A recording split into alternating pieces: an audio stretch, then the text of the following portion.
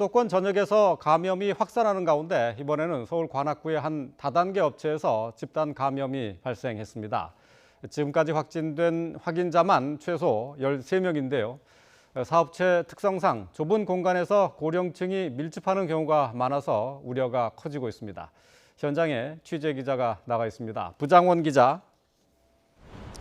네, 서울 관악구의 한 다단계 업체 앞에 나와 있습니다. 네, 지금 부 기자가 있는 곳에서 이제 확진자가 발생을 했는데요. 자, 현재까지 관련 확진자 10명이 훨씬 넘었죠? 네, 그렇습니다. 제 뒤쪽 길 건너편에 있는 건물이 말씀드린 확진자가 잇따르고 있는 다단계 업체 리치웨이가 있는 곳인데요. 저 건물은 8층짜리 건물인데 맨 꼭대기층 한 개층을 전부를 이 업체가 쓰고 있습니다. 불과 며칠 전까지만 해도 사람들을 불러 모아서 판촉이나 교육 행사도 열고 있었는데 지난 2일 첫 확진자가 나온 다음에 지금은 폐쇄된 상태입니다.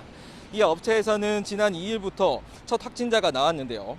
지금까지 확인된 것만 최소 13명입니다. 서울에서 9명, 경기도가 4명 순인데요. 첫 확진자는 구로구에 사는 72살 남성이었습니다. 이 남성은 지난 1일 이곳 사무실에 있다가 힘을 잃고 쓰러졌고 병원으로 옮겨졌는데 하루 뒤에 확진 판정을 받았습니다. 이후 지난 3일에는 서울과 경기에서 확진자 4명이 잇따라 나왔고 어제는 서울 용산과 영등포, 경기 수원과 안산 등지에서 8명이 추가됐습니다. 확진자 대부분이 60살이 넘은 고령자들인데요. 이 업체는 온수매트나 산삼 같은 건강기능식품을 파는 곳이고 참가자들에게 주변 지인을 데려오게 하는 방식으로 판매가 이뤄졌다고 합니다. 그러다 보니까 노인들을 상대로 한 홍보 행사나 판매원 교육 행사 등이 잦았는데요. 이태원 클럽발 감염이 한창이던 지난달 23일과 30일에도 단체 행사가 있었던 것으로 확인됐습니다. 제가 앞서 사무실에 가봤는데 유리문 안쪽으로 원형 테이블이 30개 정도가 있는 모습을 볼 수 있었습니다. 빽빽이 앉으면 150명 정도가 들어갈 수 있어 보였는데요.